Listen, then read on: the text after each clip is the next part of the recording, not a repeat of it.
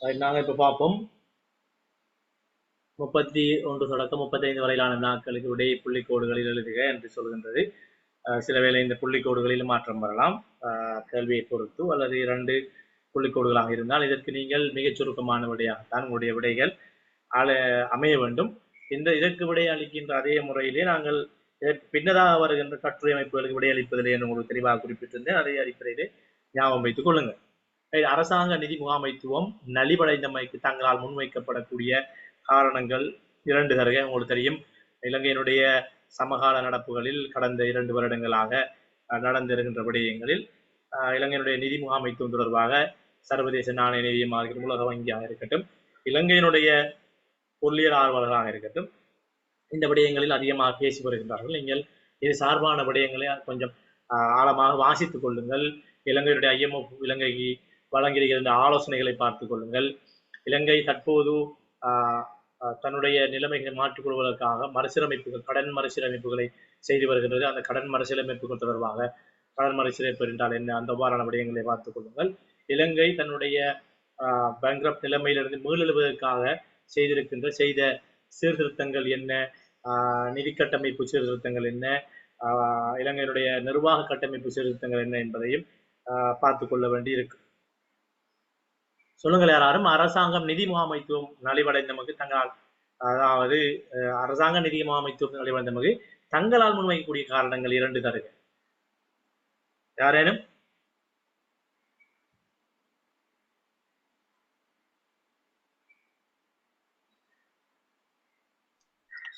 Sir, அதாவது அரசியல் ஸ்திரத்தன்மை இல்லை. அதாவது விளக்கக்குள்ள சார் அதாவது காலத்திற்கு காலம் புதிய அரசாங்கம் இலங்கை ஆட்சி செஞ்சதால ஒழுங்கான திட்டங்களுக்காக நிதி சரியான முறையில ஒதுக்கப்படலை. அதனால பொருளாதாரம் வீழ்ச்சி, அதாவது நிதி முகாமைத்துவம் நலிவடைந்தது காரணம் கூற முடியுமா? வேற ஏதாச்சும் இன்னும் சார்? அந்த டெக்ஸ்ட் பெர்சன்டேஜ் அவங்க குறைஞ்சதால நீங்க இந்த கேள்வியை அதிகமாச்சிட்டது. அந்த உற்பத்தி நிறுவனங்களை வரி சலுகைகளை வழங்கினது.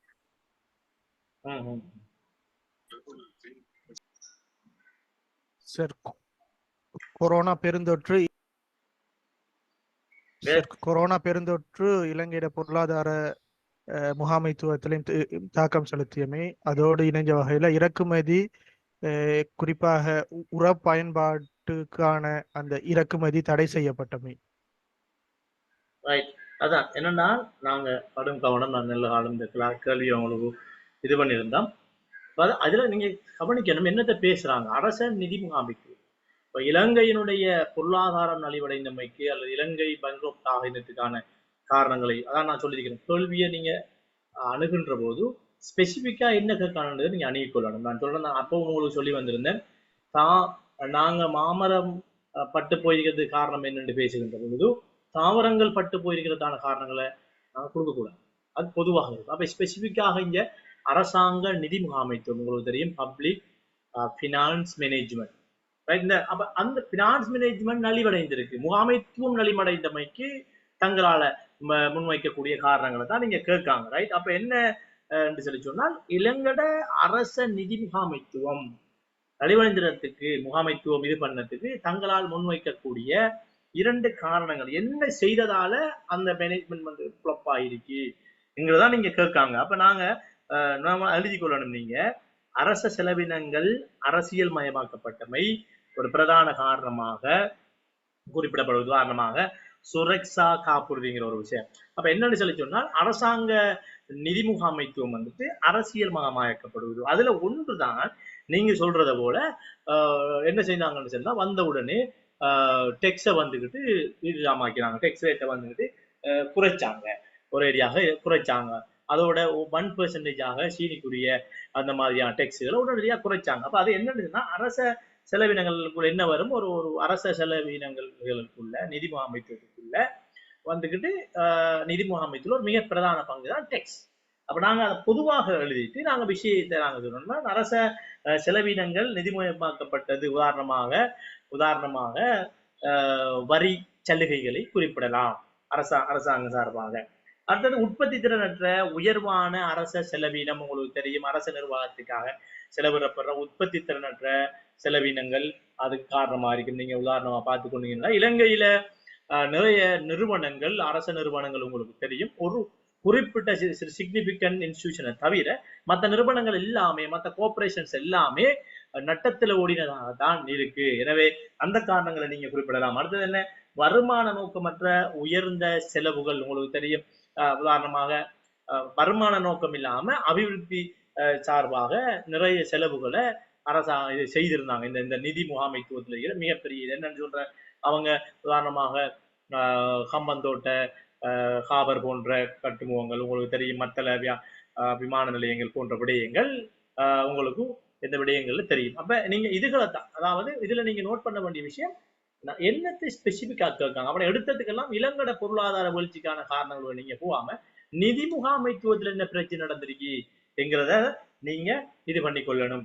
இலங்கட நிதி அதை மாதிரி நீங்க இது பண்ணி போகலாம். உதாரணமாக என்னன்னு சொல்ற, ஒரு டெவலப்மெண்ட் சார்பு இல்லாம உங்களுக்கு தெரியும் இளைஞருடைய நலனோம்பல் திட்டங்கள் இது பண்ணப்பட்டிருக்கும். அப்ப அவ்வாறான திட்டங்கள்ல, இலங்கை நலனோம்பல் திட்டங்கள்ல இலங்கை நிதி முகாமைத்துவம் மிக மோசமாக அதனுடைய அவுட்புட்டை பார்க்காம அந்த மாதிரியான திட்டங்களை இலங்கையுடைய நிதி முகாமைத்துவம் நடைமுறைப்படுத்துவது, அவ்வாறான விடயங்கள் நீங்க நிதி முகாமைத்துவம் நலிவடைந்தமைக்கான காரணங்களாகத்தான் நீங்க அப்படி அதுகளை, அதாவது இலங்கட அதாவது நீங்க எழுதும் பொழுது இன்னொரு மரபுரையாக நீங்க எழுத வேண்டி வரலாம்.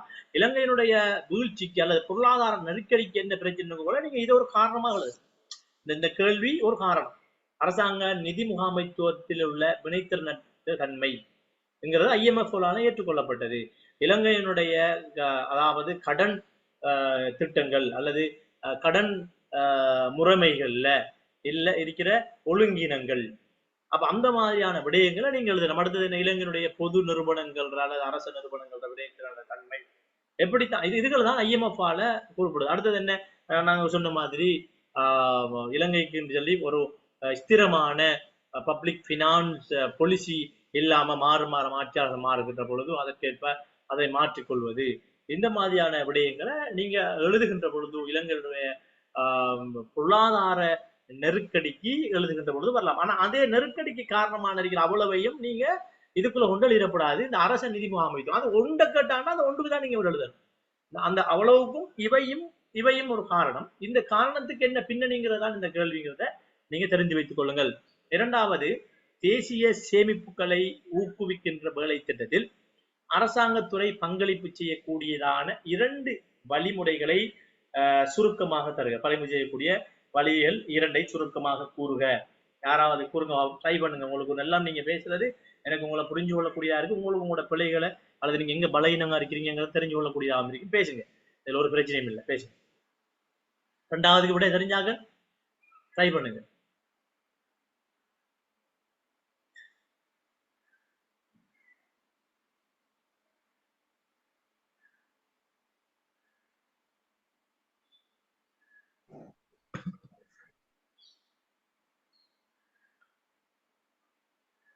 சொல்லுங்க.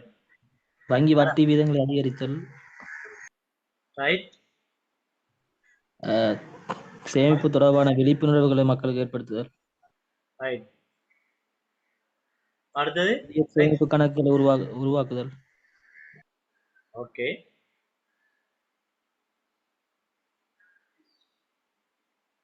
ரைட். அதாவது நாங்க தேசிய சேமிப்புகளை பண வைப்புகளை கூடுதலாக இருக்கிறோம். நாங்க அதை நீங்க எழுதும் பொழுது கொஞ்சம் திருத்திக் கொள்ளணும் விட சரி. எழுதும் பொழுது நீங்க சொல்லிக் கொள்ள வேண்டியது என்று சொன்னால் வட்டி வீதங்கள் அதிகரித்தல் என்று சொல்றதுன்னா, நீங்க உங்களுக்கு தெரியும் கடன் பெறாக்கள் லோனாக்களுக்கும் வட்டி வீதம் அதிகரிக்கும். அப்ப இதுகளுக்கும் வட்டி வீதங்கள் அதிகரிக்கும். அப்ப நாங்க என்ன செய்யணும் சொன்னால் வைப்புகளுக்கான நிலையான வைப்புகளுக்கான அல்லது நீண்ட கால வைப்புகளுக்கான அப்படி ஒரு சொல்ல போட்டு வட்டி வீதங்களை அதிகரித்தல் என்கிறத சொல்லி நீங்க சொல்ல வேண்டி இருக்கு. ரைட். அதோட என்ன சொல்ற, அதை நாங்க என்ன சொல்லலாம், உதாரணத்துக்கு முதலாவதாக நாங்க சொல்லணும் சொன்னால், முதலாவது தேசிய சேமிப்புகளை ஊக்குவிக்கிற என்று சொல்லுகின்ற பொழுது நான் உங்களுக்கு சொல்ல வர விஷயம் என்னன்னா, அதாவது நெச சார்பாக இருக்கின்ற சேமிப்புகளை என்று சொல்லுவது இங்கே இந்த கேள்வி என்று சொல்லி சொன்னால், அதாவது உங்களுக்கு தெரியும் ட்ரெஷரிஸ்ல வந்துகிட்டு நாங்க அதோட சார்பான கேள்வியாகத்தான் நாங்கள் இதனை பார்க்க வேண்டும். தேசிய சேமிப்புகளை என்று சொல்லி எழுதும்போது உங்களுக்கு தெரியும் அதிகமா தேசிய சேமிப்பு என்று சொல்றது வங்கி சேமிப்புகளாக இருக்காது. நீங்க சொன்ன விட வந்து நீங்க அந்த புரிந்து கொண்ட அர்த்தத்துல இது பண்ண விட அது அதாவது வங்கி வைப்புகளை என்று சொல்லுகின்ற பொழுது நீங்கள் அதை செல்ல வேண்டும். தேசிய சேமிப்புகள் போது ஒன்று மீண்டலும் அரசு செலவினத்தை குறைத்தல். தேசிய சேமிப்பு சொல்றது இந்த ட்ரெஷரியில இருக்கிற எங்களுடைய ரிசர்வ்ஸ் ரைட்டானே அந்த ஒதுக்குகள் அதுகளை என்ன செய்யறது கூட்டுறன்னு சொல்லிச்சுனால் ஊக்குவிப்புற வேலைன்னு சொல்லி அரசாங்கத்துறை செய்ய வேண்டிய பங்களிப்புகள் ஒன்று மீண்டலும் அரசு செலவினத்தை குறைத்தல். அந்த பாராளுமன்ற உறுப்பினர்கள் உதாரணமாக நாங்கள் அரசு ஊழியர்களுக்காக இருக்கின்ற சில விஷயங்களை ஒதுக்கங்களை குறைச்சதுன்னு சொல்லலாம். அதே போன்று நிர்வாகங்களுக்காக வேண்டி இருக்கின்ற ஸ்டேஷனரிஸ் செலவுகள் மற்றும் ஏனைய மெயின்டெனன்ஸ் எக்ஸ்பெண்டிச்சர் எல்லாம் வந்துட்டு குறைக்கிற நடவடிக்கைகளை அரசாங்கத்துறை மேற்கொள்ளணும். அரசாங்கத்துறை நாங்க என்ன பங்களிப்புகளை செய்யணுங்கிறதா அது தேசிய சேமிப்புகளை ஊக்குவிக்க வேண்டியது. அரசாங்கத்துறை என்ன பங்களிப்பு செய்யணும்னா கவர்மெண்ட் செக்டர்ஸ் என்ன பங்களிப்புகளை செய்யணுங்கிறதா. இது நீங்க வங்கி சார்பான கேள்விகளாக இந்த கேள்வியை பிழையாக வியாக்கியானம் செய்து கொள்ள கூடாது. இரண்டாவது என்ன பாத்தீங்கன்னா சூரிய சக்தி கலங்களினூடாக மின்சாரத்தை பெறுவதனை ஊக்குவிப்பதற்கான ஏற்பாடுகள் மற்றும் வரவு செலவு திட்டமூடாக நடைமுறைப்படுத்துதல். அதாவது செலவினங்களை பொதுவாக குறைத்து அதற்கான மீண்டலும் செலவினங்கள் குறைக்கின்ற பொழுது அது என்னையா மாறும்னா தேசிய சேமிப்பாக எங்களுக்கு மீதமாக இருக்கு. மூன்றாவது அரசாங்க சேவையின் வினைத்திறனையும் உற்பத்தி திறனையும் அதிகரிப்பதற்காக அறிமுகப்படுத்தப்பட உள்ள மதிப்பீட்டு முறைமை. யாராவது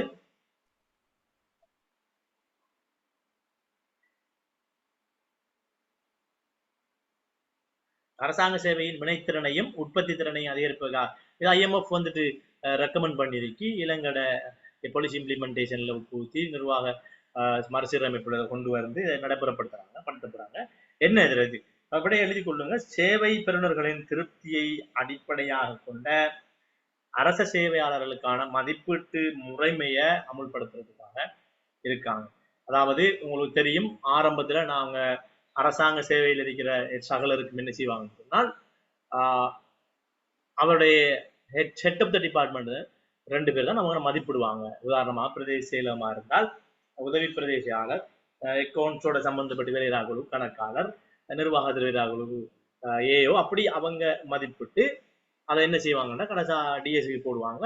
அவர் என்ன செய்யணும் மதிப்பிடுவாங்க அவங்களோட இது ரைட். இப்ப என்ன செய்ய போறாங்கன்னு சொன்னால் அவங்க சார்பாகவும் அந்த நிறுவனத்தின் சார்பாகவும் பொதுவாக அந்த நிறுவனங்களை வந்துட்டு அந்த சேவை அரச ஊழியர்களையும் வந்துட்டு உற்பத்தி திறனை அதிகரிப்பாக அறிவாளத்தில் மதிப்பீட்டு முறை வந்துட்டு என்னன்னு சொன்னால் சேவை பத்திரங்களின் திருப்தியை அடிப்படையாக கொண்டுதான் அதை அளவிட போறாங்க. உங்களுக்கு தெரியும் நார்மலாகவே பேங்க்ஸுக்கெல்லாம் மதிப்பிடப்படுற முறைமை என்ன, அப்ப அவங்களுக்கு எத்தனை வாடிக்கையாளர்கள் எந்த அளவுக்கு இருக்காங்க, வாடிக்கையாளர்கள் பலோப்ஸ் என்ன, பேங்க்ல எந்த அளவுக்கு லாபம் அந்த வங்கி ஈட்டப்பட்டு கொண்டிருக்கு, அந்த வங்கி தொடர்பாக மக்களுடைய இருக்கின்ற எத்தனை கம்ப்ளைண்ட் முறைப்பாடுகள் எந்த அளவு வருது, இதுகெல்லாம் வச்சு அனலைஸ் பண்ணித்தான் அந்த பேங்கர்ஸ் ஆஃப் ஸ்ரீலங்காங்கிற அப்படியான விடயங்கள் அவ்வாறான முறைமையை தான் இலங்கையினுடைய அரச சேவைக்கும் அறிமுகப்படுத்துமாறு இந்த அரச நிர்வாக மறுசீரமைப்புக்கான பரிந்துரையிலே IMF உட்பட ஏனைய அதற்காக நியமிக்கப்பட்ட எக்ஸ்பர்ட்ஸ் கமிட்டி வந்துட்டு பரிந்துரைத்திருக்கு. நாங்க அடுத்த கேள்வியை நாங்க பார்ப்போம்னு சொல்லி சொன்னால் அடுத்த கேள்வியினுடைய இரண்டாவது கேள்வி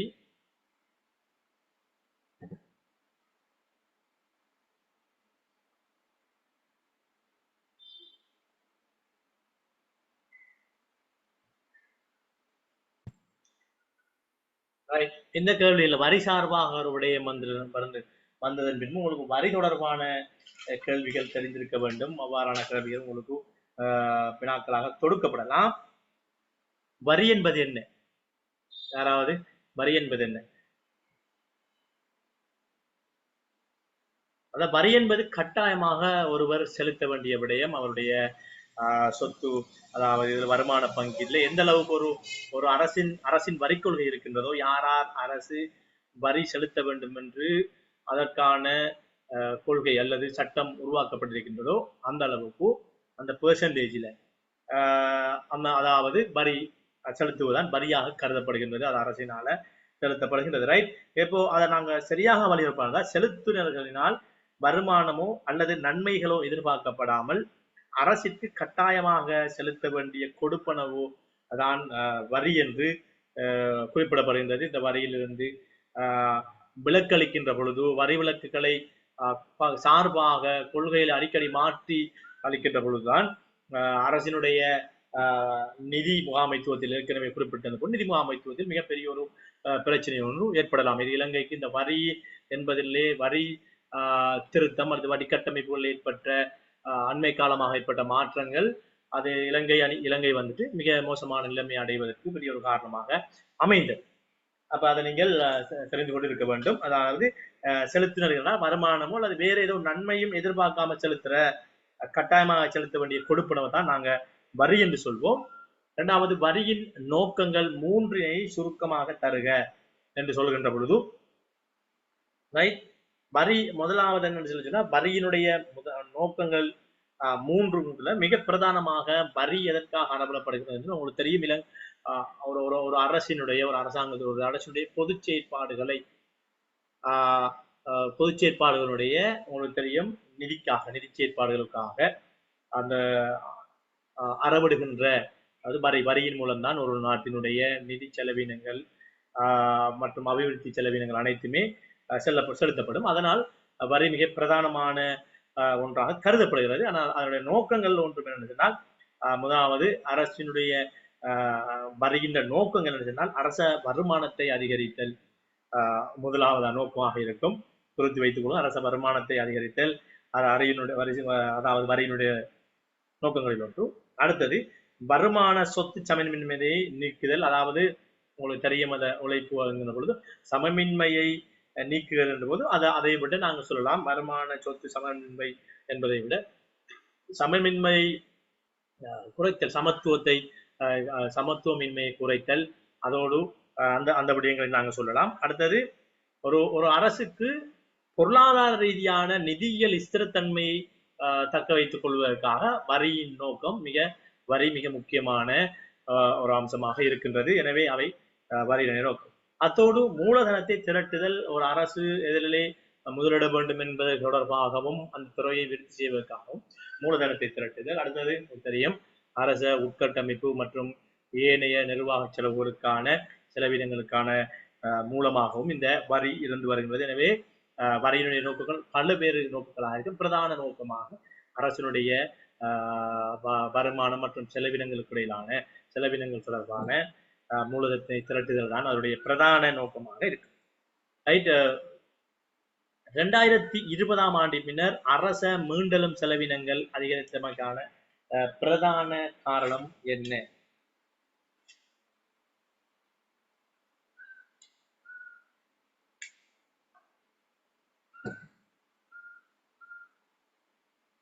சம்பளங்கள் கூலிகள் என்பன நாட்டில் அதிகரித்தமை. சொல்லுங்க, விளங்கல. சம்பளங்கள் கூலிகள் என்பன நாட்டில் அதிகரித்தமை. 2020ஆம் ஆண்டின் பின்னர் அரச மீண்டலும் பிரதான. வேற ஏதும்? பணவீக்கம் அதிகம். ஓகே, வேற எது? கொரோனா பெருந்தொற்றுக்கு பிறகு மக்களுடைய வாழ்க்கை தரம் ஸ்தம்பித்தமடைந்ததுக்கான மானிய கொடுப்பனவுகள் சமுர்த்தி கொடுப்பது வழங்கப்பட்டவை.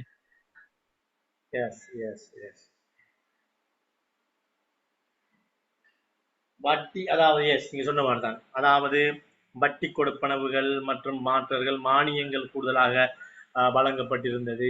அத்தோடு உங்களுக்கு தெரியும் அரசினுடைய என்னென்னு சொல்ற சமூக நலன்புரை தேவைகளுக்காக அதிகமான விடயங்களை அரசு ஒதுக்கியிருந்தது தான் இந்த 2020ஆம் ஆண்டின் மேல் அரசின் மீண்டலும் செலவினங்கள் அதிகரித்ததற்கான பிரதான காரணமாக இருக்கின்றது. உங்களுக்கு தெரியும் மீண்டலும் செலவினங்கள் என்பது என்று சொல்லினால் அந்த விடயங்கள் மிக அதிகமாக மக்களுக்காக செலவிடப்படுற அந்த நிதிகளை நாங்கள் மீண்டலும் செலவினங்களுக்குள்ளே உள்ளடக்கலாம். அந்த விஷயத்தை புரிஞ்சு வைத்துக் கொண்டிருக்கிறீர்கள், வாழ்த்துக்கள்.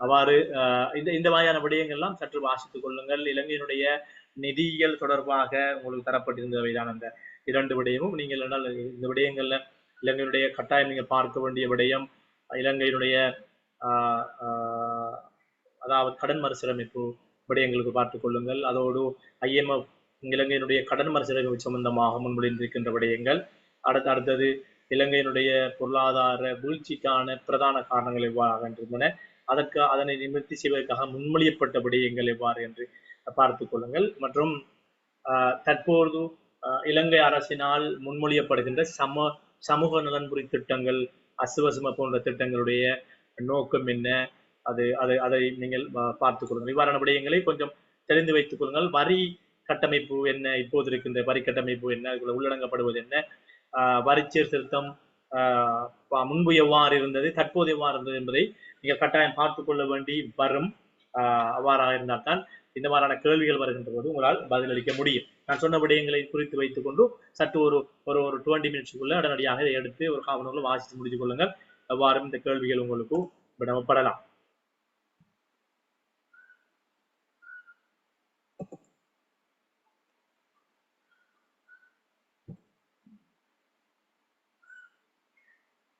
ரைட். அடுத்ததாக நாங்கள் இருக்கிறோம்னா அடுத்த கேள்வியினுடைய பிரதான இது உணவு. அதாவது நான் அந்த முன்பகுதியை உங்களுக்கு தரவில்லை, இதை மற்றும் இட்டிருக்கின்றேன். உணவு பாதுகாப்பு என்பதனை வரைவிலக்கணப்படுத்துக. என்ன இப்போது அதிகமாக பேசப்பட்டு கொண்டிருக்கின்ற ஒரு விடயம் இந்த உணவு பாதுகாப்பு சம்பந்தமான விடயம். இதில் இலங்கை அரசு மாத்திரமன்றி இலங்கை அரசோடு இணைந்து செயற்படுகின்ற சர்வதேச அமைப்புகள், இலங்கையினுடைய சர்வதேச மற்றும் அரசு சாராத அமைப்புகள், உங்களுக்கு தெரியும் NGOs, INGOs எல்லாம் இந்த விடயத்துக்கு முன்னுரிமைப்படுத்தி வருகின்றன. என்ன அவ்வாறாக இருந்தால் என்னவென்று நீங்க சொல்லுங்க. உணவு பாதுகாப்பு என்றால் என்ன?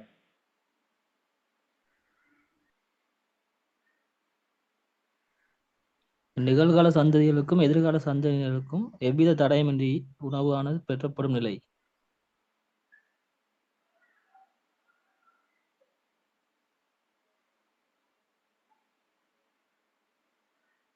வேறு ஏதேனும்? சார், அதாவது ஒரு குறிப்பிட்ட பிரதேசத்திலேயோ அல்லது ஒரு நாட்டிலேயோ வாழ்கின்ற மக்களுக்கு போஷணமிக்க உணவுகளை வழங்குவதும் அதன் உறுதித்தன்மையினை எதிர்காலத்தில் பேணுவதும் உணவு பாதுகாப்பு எனலாம். Very good, very good. அவ்வாறுதான் உங்களுடைய ஆன்சர்கள் இருக்கணும். ரைட். நார்மலாக பாதுகாப்பான போசாக்கு நிறைந்த உணவினை எவ்வித தடங்களுமின்றி நாட்டின் சகல பிரஜைகளும் வழங்குகின்ற அல்லது பெறுகின்ற அந்த நிலைமையை தான் உணவு பாதுகாப்பு என்று சொல்வார்கள். யாரும் பட்டினி இல்லாமல், அது பஞ்சம் வந்து விடாமல். உங்களுக்கு தெரியும், கொரோனா தொற்று காலங்களிலும் கூட, அதுக்கு பின்னதாக வந்த காலங்களிலும் கூட உணவு பாதுகாப்பு தொடர்பாக பல்வேறு திட்டங்கள் நடைமுறைப்படுத்தப்பட்டிருந்தன. ஃபுட் செக்யூரிட்டி ப்ரோக்ராம்ஸ் அதிகமாக இது பண்ணப்பட்டிருந்தது. அந்த விடயங்கள் தொடர்பாக கொஞ்சம் நீங்கள் பார்த்துக் கொள்ள வேண்டியிருக்கும். Food security program implemented in Sri Lanka என்று அடித்துக் கொண்டீர்கள் என்றால் உங்களுக்கு வரும் தற்போது கூட நாங்கள் பிரதேச செயலகங்களூடாகவும் சுகாதார துறையினரூடாகவும் பல்வேறு உணவு பாதுகாப்பு திட்டங்கள் நடைமுறைப்படுத்தி வருகின்ற அது தொடர்பான உங்களுக்கு தெரியும் கமநல சேவைகள் அமைச்சு மற்றும் விவசாய அமைச்சு, காணி அமைச்சு எல்லாம் ஒருங்கிணைந்து வரான நிகழ்ச்சி திட்டங்களை நடத்திப்பட்டு வருகின்றன. ஃபுட் செக்யூரிட்டி என்பது அதாவது சகல மக்களுக்கும் சகல நேரங்களிலும் ரைட் அதாவது ஒரு அதாவது என்னது சொல்றாங்கன்னா பொருளாதாரம் மற்றும் சமூக பௌதிகவியல் ரீதியாக கிடைக்கக்கூடியதாக இருக்கின்ற பாதுகாப்பாகவும், அதாவது அவர்களுக்கு போதுமான அளவு உணவு கிடைக்கக்கூடியதைத்தான் இங்கே சொல்கின்றார்கள். அதாவது ஹெல்த்தி ஃபுட். இதில் நீங்கள் யாவல் வைத்துக் கொண்டும் பாதுகாப்பான மற்றும் போசாக்கு நிறைந்த உணவினை சகல மக்களும் சகல நேரங்களிலும் அவர்களுக்கு கிடைக்கத்தக்கதாக இருக்கின்ற அந்த தன்மையைத்தான் உணவு பாதுகாப்பு என்பது வரைவிலக்கப்படுத்தப்படுகின்றது. ரைட். அதை வழங்குவதாக இருக்கும். ரைட். அதாவது அதை நாங்கள் சிறப்பாக சொல்றோம்னா, குடும்பம் ஒன்று அதன் உறுப்பினர்கள் பட்டினியின்றி வாழ்தல் அல்லது பற்றிய பயமின்றி வாழ்வதற்கான நிலைமையை உறுதிப்படுத்துவதுதான் அந்த அரசினுடைய உணவு பாதுகாப்பு சம்பந்தமான நோக்கமாக இருக்கின்றது. ரைட். அடுத்தது குறைநிறை சிறுவர்கள் என்பதற்காக உலக சுகாதாரத்தின் விளக்கம். குறைநிறை சிறுவர்கள் என்ன?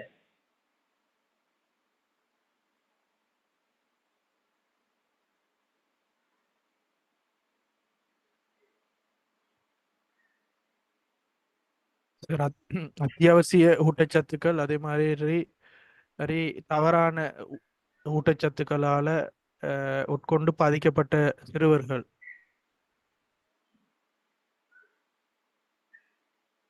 எஸ், நாங்கள் அதைத்தான் சொல்லுவோம். அந்த குறைநிறை என்பது உங்களுக்கு தெரியும், லோ வெயிட் அல்லது அண்டர் வெயிட் என்று சொல்வார்கள். உங்களுக்கு பொதுவாக ஒவ்வொரு சிறுவர்களும் கொண்டிருக்க வேண்டிய அந்த நிறைகளுக்கு குறைவாக இருக்கின்ற நிலையை தான் இந்த இடத்திலே இந்த குறைநிறை சிறுவர் என்பது குறித்திருக்கின்றது. ரைட். ஆனால் நேரடியாக உலக சுகாதார ஸ்தாபனத்தின் விளக்கங்கள் என்கின்ற பொழுது நாங்கள் பொதுவாக சொன்னால், உங்களுக்கு விளங்கப்படுத்துவதாக சொன்னால், அதாவது ஒரு மனிதர், அதாவது சிறுவர்கள் என்ற பொழுது அவர்கள் வயதுக்கும் பாலுக்கும் அவரோட உயரம், இந்த மூன்று, அதாவது வயது, பால் மற்றும் உயரத்துக்கு ஏற்ற ஹெல்த்தி ரேஞ்சுக்குரிய வெயிட்ங்கிறது ஒன்று. அந்த வெயிட்டுக்கு குறைந்திருக்கின்ற நிலைமையை தான் இந்த அண்டர் வெயிட் அல்லது லோ வெயிட் என்று சொல்லப்படுகின்றது. ரைட். இது பல்வேறு காரணங்களால இது தீர்மானிக்கப்படும். ஒன்று உங்களுக்கு தெரியும், அதாவது என்னன்னு சொல்ற போஷாக்கின்மை, நோய்கள் மற்றும் அதாவது சுகாதார நிலைமைகள், அந்த பிரதேசத்தினுடைய சுகாதார நிலைமைகள் என்பவற்றை பொறுத்துதான் இந்த இது தாக்கம் செலுத்தும். ஒரு குறைநிறை சிறுவர்களை தாக்கம் செலுத்துகின்ற அம்சங்களை நாங்கள் குறிப்பிட்டோம். உலக சுகாதார ஸ்தாபனத்தின் விளக்கத்தின்படி 5 வயதிற்கு குறைந்தவர்களில் உயரத்திற்கு ஏற்ற நிறை காணப்படாதவர்கள் அனைவரையும் அது குறைநிறை சிறுவர்கள் என்று இதற்குரியபடியாக நான் சொல்லிக்கொண்டு உங்களுக்கு விளங்கப்படுத்தியிருந்தேன். இதற்குன்றபடியாக 5 வயதிற்கு குறைந்தவர்களில் அவங்களுடைய உயரத்திற்கு ஏற்ற நிறை காணப்படாது. உங்களுக்கு தெரியும் தானே, ஒரு ஆள் எப்படி அவங்களுடைய வெயிட், ஓவர் வெயிட்டா அல்லது அண்டர் வெயிட்டா என்பதை பார்ப்பதா இருந்தால் அவருடைய உயரத்தை அளந்துதான் பார்ப்பார். ரைட். 3, பூகோள பட்டினி குறியீட்டில் செல்வாக்கு செலுத்தும் காரணிகள் எவை? பூகோள காலநிலை மாற்றம். ரைட், சொல்லுங்க. ஓகே, காலநிலை மாற்றம் ஒரு காரணம். எஸ், மீண்டும் மீண்டும் மீண்டும்.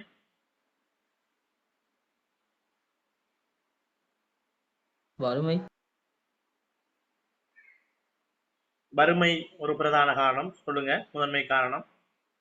சார் அதோட சிவில் யுத்தம். சார் போதுமான குடிநீர் வசதி.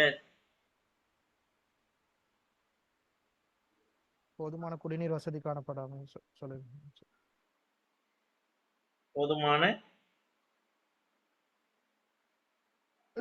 போதுமான தேவையான அளவு குடிநீர் வசதி காணப்படாமை. பூகோள பட்டினி குறியீட்டு. எஸ் எஸ், ஒவ்வொரு பெற்றாங்க. அவர்தான் அது அவ்வாறான விடயங்களை தேடி நாங்கள் இது பண்ணோம்னா வறுமை. ரைட். அதாவது முதலாவது பட்டினி குறியீட்டில் இது செலுத்துகிற விடயங்கள் எழுதி கொள்ளுங்க. வறுமை, வருமான சமமின்மை,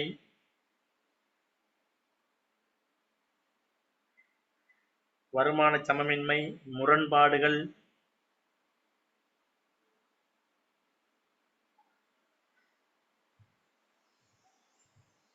ரைட்,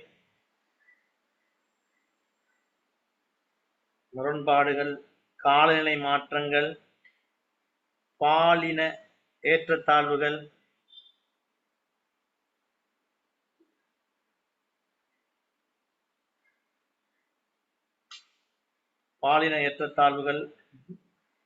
ரைட். அடுத்தது அரச சுகாதார முறைமைகள் எல்லாம் சுகாதாரத்துக்காக ஒதுக்கப்படுகிற எல்லாம் இது பண்ணலாம். நாங்க என்ன இந்த ஃபெக்டர்ஸ் வந்துக்கிட்டு தாக்கம் செலுத்துது நாங்க விரிவாக பார்த்தோம்னு சொன்னா அதுல தாக்கம் செலுத்துதுன்னு நான் பார்த்தோமா, இப்போ குளோபல் பவர்ட்டி இண்டெக்ஸ்ல என்னத்தை கன்சிடர் பண்றாங்க ரேஞ்சிங் ஃபெக்டராஸ்ன்னு நாங்க பார்க்க முடியுதுன்னா அதுல இன்கம் அன்கன்சம்ஷன் லெவல், அதாவது இதாக பார்த்தோம்னா வருமானம். இப்ப நாங்க ஒரு காரணங்களை சொல்லியிருக்கோம். நம்ம ஒவ்வொன்றாக நாங்கள் பார்த்து போனோம் அப்படின்னா, இப்போ இன்கம் கன்சம்ஷன் லெவலுங்கிறது ஒரு காரணமாக தான் வருமான சமம் நாங்கள் சொல்லியிருந்தோம். இன்கம் கன்சம்ஷன் லெவல் ஒரு சுட்டியாக இருந்தால் ரைட், அது எப்படி மவரிடுனா அதாவது பவர்ட்டி வந்துட்டு எப்படி அளவிடுறாங்கன்னு சொல்லிச்சுன்னா வருமானத்து வைத்து அவங்களுடைய கன்சம்ஷன் நுகர்வு, அதாவது வருமானம் மற்றும் நுகர்வு அளவை வச்சு அளவிடுவாங்க. அதாவது அவருடைய வருமானம் என்ன, அவர் ஹவுஸ் ஹோல்டுக்காக வேண்டி செலவிடுற அளவு என்னங்கிறதுக்கு ஒரு ரேஞ்சை வச்சு தான் பவர்ட்டியை அளவிடுவாங்க. ரைட். அதோட இரண்டாவது வறுமையை அளவிடக்கூட நாங்கள் பார்த்தோம்னு சொல்லி சொன்னால் அடிப்படை தேவைகளுக்கு அவருக்கு கிடைக்கின்ற தன்மையை வைத்து பார்ப்பார்கள். ரைட். அதாவது இதுல வந்து உணவு வரும், நீங்க சொன்ன மாதிரி சுத்தமான நீர் வரும், அவருக்கான வாழ்விடம் வரும், சுகாதாரம் வரும், கல்வி வரும். அவ்வாறு இவ்வாறான அத்தியாவசிய தேவைகள் அவருக்கு எந்த அளவுக்கு கிடைக்கின்றது என்பதை வைத்து, அதாவது பூகோள பட்டினி குறியீட்டுல மிக பிரதானமாக இது பண்ணப்படும். ரைட், அதாவது இது பண்ணுவார். நாங்க இப்ப பார்த்தோம்னு சொல்லிச்சுன்னா, அதே மறுபுறத்துல நாங்க பட்டினி குறியீட்டுல செல்வாக்கு செலுத்துற விடயங்களை பார்த்தா, நாங்க பவர்ட்டி குறியீட்டுல பார்த்தோம்னா, நீங்க நேரடியாக பாத்தீங்கன்னா, நான் இப்ப சொன்னதுல முதலாவதும் வரும், நோட் பண்ணி கொள்ளுங்க, பவர்ட்டி குறியீடு. ரைட், அதுல நீங்க எழுதி கொள்ளுங்க. பவர்ட்டி குறியீடுகள் வழியாக 1 வருமானமும் நுகர்வும், 2 அடிப்படை தேவைகளுக்கு கிடைக்கின்ற அளவு, ரைட், அதோட சுகாதாரம் மற்றும் போசாக்கு எழுதி கொண்டீங்கன்னா உங்களுக்கு எவ்வாறான கேள்விகள் உங்களுக்கு கேட்கப்படுவதற்கான வாய்ப்புகள் இருக்கின்றத பெரும்பாலான இடங்களில் நீங்க கண்டிருப்பீங்க, எனக்கு தெரியல. ஆனால் இன்றைய அமைப்புல பேசப்படுற விடயங்கள். அடுத்து கல்வி. ரைட், ஒருவருக்கு கல்வி என்று சொல்கின்ற போது அதுக்குள்ள அவருடைய கல்வி மற்றும் லிட்ரஸி ரேட், எழுத்தறிவு வீதம், மற்றும் அவர் எவ்வளவு காலம் பாடசாலைக்கு போய் இதெல்லாம் அளவிடுவாங்க அந்த பிறகு வறுமை இதுல. ரைட், அதோட தொழிலும் மற்றும் வாழ்வாதாரமும், அவர் கிடைக்கின்ற அன்எம்ப்ளாய்மெண்ட் ரேட், அண்ட் அதோட அன்எம்ப்ளாய்மெண்ட்ங்கிற ஒரு விடயம் இருக்கு. அண்டர் எம்ப்ளாய்மெண்ட் ஒரு தொழிலின்மை, தகுதிக்கேற்ற தொழிலின்மை. இப்போ அன்எம்ப்ளாய்மெண்ட் என்பது தொழிலின்மை, வேலை வாய்ப்பின்மை. அண்டர் எம்ப்ளாய்மெண்ட் என்பது என்ன, அவர் உதாரணமாக நீங்கள் பார்த்திருப்பீர்கள், பல்கலைக்கழகம் முடித்திருப்பார்கள், சாதாரணமாக ஒரு முகாமைத்துவ வேலையிலே அல்லது அது கீழ்பட்ட வேலையிலே இருப்பார். அண்டர் எம்ப்ளாய்மெண்ட் என்கிற விடயங்கள் இருக்குது. ரைட், அதோட சோசியல் ப்ரொடக்ஷன் என்கின்ற சமூக பாதுகாப்புங்கிறது ஒரு குறியீடாக இருக்கும். ரைட், அதாவது உங்களுக்கு தெரியும் தானே, ஒரு மனிதன் சமூக அதுல சோசியல் சேஃப்டி நெட், எவ்வாறான சமூக பாதுகாப்பு வலையமைப்புகள் உருவாக்கப்பட்டிருக்கின்றது, சமூக பாதுகாப்பு முறைமைகளுக்கான எவ்வாறான உதவி திட்டங்கள் வழங்கப்படுகின்றன. உங்களுக்கு தெரியும். இப்ப நான் உங்களுக்கு கேட்டுக்கொண்டு தனிக்கல்வியாகவும் கேட்கலாம். இலங்கையால் நடைமுறைப்படுத்தப்படுகின்ற அதாவது சமூக பாதுகாப்பு முறைமைகளை தருகின்றார். இந்த சமூக பாதுகாப்பு நாங்கள் பாதுகாப்பு என்றவுடன் உடனடியாக நாங்கள் என்னுடைய உயிர் பாதுகாப்புக்கு சென்று விடுவோம். பாதுகாப்பு என்றவுடன் உங்களுக்கு தெரியும், சமூக பாதுகாப்பு வளைவு எவ்வாறான, இப்போ உங்களுக்கு தெரியும், சோசியல் ஃபுட் அவரால் வட்டி கடன்களை வழங்குறது, அவருக்கான நலனோன்புகை திட்டங்களை வழங்குறது, தொழில் வழிகாட்டல்களை அவர்களுக்கு வழங்குறது, தொழில்களை இது பண்றது, அதோட அவர் அதாவது உங்களுக்கு தெரியும் வலுவிழந்தவர்களுக்கான ஊக்குவிப்புகளை வழங்குறது, ஆதாரங்களை வழங்குறது, அவருக்கான அடிப்படை தேவைகளை வழங்கிக் கொள்றது. அதோட இப்ப உங்களுக்கு இந்த அசிஸ்டன்ட் ப்ரோக்ராம், நீங்க இப்ப பென்ஷன்கள், பென்ஷன் ஸ்கீம் மற்றும் காப்புறுதி வகைமைகள் போன்ற, அதோட பாதிக்கப்பட்ட குடும்பங்கள், வல்னரபிள் சொசைட்டி சென்றிருப்பார்கள், பாதிக்கப்பட்ட சமுதாயங்களுக்கான எவ்வாறான வறுமை ஒழிப்பு நிகழ்ச்சி திட்டங்களை இலங்கை கொண்டிருக்கிறது என்பதை வைத்தான் அந்த விடயங்களை இருக்கும். நான் இதுல பேசி போவதற்கான காரணம் என்றால், இந்த பட்டினி வறுமை என்பதை பற்றி எல்லாம் உங்களிடம் எவ்வாறான பார்வை இருக்கின்றது என்றே அளவிடுவதற்கான வாய்ப்பு இருக்கின்றது. சில வேளை இவ்வாறான கேள்விகள் உங்களுக்கும் பிற்பகுதியிலே கட்டுரையில் ஒரு கேள்வியாக வந்தாலும் நீங்கள் நான் தருகின்றதை. அதோட இன்ஃப்ராஸ்ட்ரக்சர் என்று சொல்லி சொன்னால் உங்களுக்கு தெரியும், இலங்கை எக்ஸஸ் த ரிசோர்ஸ், அதுவும் அவருடைய பவர்ட்டியை அளவிடுகின்ற, அதாவது நீங்கள் மாற்றிக்கொள்ளப்படாது. இது பூகோள பட்டினி குறியீடு. நான் சொல்லிக் கொண்டிருப்பது உங்களுக்கு அதுக்கான விடையை தந்துவிட்டு நான் உங்களுக்கு சொல்லிக் கொண்டிருப்பது தற்போது வறுமை குறியீடுகள் சம்பந்தமா, அதனுடைய அளவுற இண்டெக்ஸ் சம்பந்தமா தான் பேசிக் கொண்டிருக்கிறேன். இன்ஃப்ராஸ்ட்ரக்சர் அதாவது வளங்களை அணுகுவதற்கான உட்கட்டமைப்பு. உதாரணமாக உங்களுக்கு தெரியும், மிகப்பெரிய நிலை மேய்ச்சல் நிலங்கள் இருக்கின்றன, அல்லது உங்களுக்கு தெரியும் வயல் நிலங்கள் இருக்கின்றன. இந்த நிலத்துக்கு ஒருத்தர் போவதற்கான பாதை வாரைகள், அதிலே அங்கே வந்துக்கிட்டு மின்சார வசதிகள், நீர் வசதிகள், இவ்வாறான உட்கட்டமைப்பு விருத்திகளை எவ்வாறு செய்து கொடுத்திருக்கிறது அரசாங்கம் என்பதை வைத்தும் அளவிடப்படுகின்றது. ரைட், இவ்வாறான விடயங்கள் தான் உங்களுக்கு தெரியும் நான் சொல்லிக் கொண்டிருந்தேன். இந்த பூகோள வறுமை குறியீட்டில் செல்வாக்கு செலுத்துகின்ற காரணங்கள் நான் உங்களுக்கு சோட்டாக சொல்லிவிட்டேன். பட்டினி குறியீட்டில் செல்வாக்கு செலுத்தின காரணம் வறுமை, வருமான சமமின்மை, முரண்பாடுகள் என்று சொல்லுவோம் தெரியும். யுத்தம் என்றால் குறிப்பிட்டிருந்ததெல்லாம் அந்த முரண்பாடுகள் தான். காலநிலை மாற்றங்கள், பால்நிலை ஏற்றத்தாழ்வுகள், அரச சுகாதார முறைமைகள், இவைதான் இண்டெக்ஸஸ். ரைட், இப்ப அடுத்ததாக டொலர் நெருக்கடியை வரைபடப்படுத்தி உங்களுக்கு அதிகமாக இந்த பேப்பர் நாங்கள் போக்கஸ் பண்ணி இருப்பது நிதி சார்பாகவும், அதில் இந்த காலகட்டங்களில் ஏதேனும் ஒன்றாவது உங்களுக்கு வந்துவிட்டால் பிரயோஜனமாக இருக்கும் என்பதால் டொலர் நெருக்கடியை வரைபடப்படுத்துக. டொலர் நெருக்கடி என்று நாங்கள் நேரடியாக பாவிக்கின்ற பொழுது, இதை நாங்கள் டொலருக்காக நீங்கள் எழுதுவதை விடுத்து இவ்வாறான கேள்விகள் வருகின்ற பொழுது நீங்கள் எழுத வேண்டி இருக்கும் எவ்வாறு சொன்னால் அதாவது அந்நிய செலாவணி சார்பாகத்தான் நீங்கள் அதாவது ஃபொரெக்ஸ் என்று சொல்லுவாங்க, ஃபாரின் எக்ஸ்சேஞ்ச் ஃபொரெக்ஸ், ரைட். அதை நாங்கள் பொதுவாக டொலர் கிரைசிஸ் என்றுதான் பேச்சுவாக்கிலே சொல்லுங்க யாராவது.